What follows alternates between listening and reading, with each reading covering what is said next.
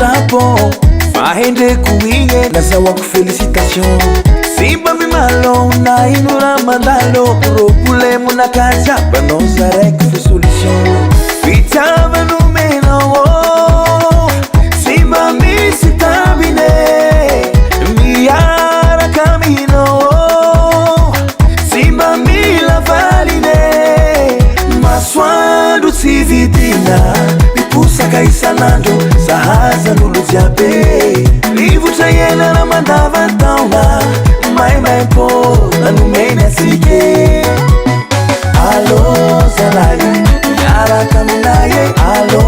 zalai Alo zalai Yara kaminaye Alo zalai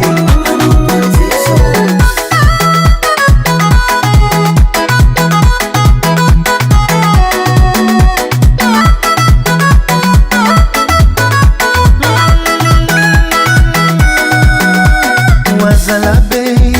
in matamga nozi metufuwe anu panaze Jesus tungo fitiava nasa be família pu zara fangaye fitiava no menawo timba mi sitabine miyara caminawo timba mi la valine maswando tividina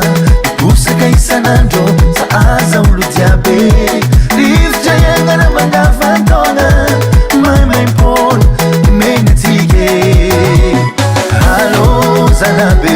Yara kamnaye Alo zanabe Alo zanabe Yara kamnaye Alo zanabe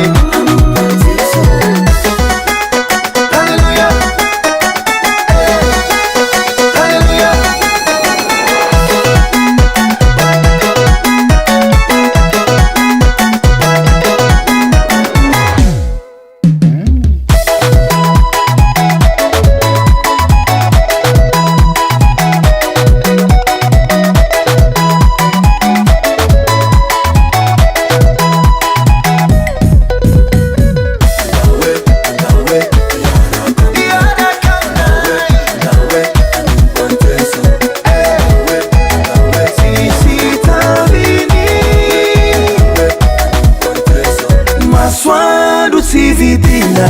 Mipusa kaisanando Sahaza nulu diabe Liv jayanga na mandava tona Mai pon menetige Alo zalai Yara kaminaye Alo zalai Alo zalabe Yara kaminaye Alo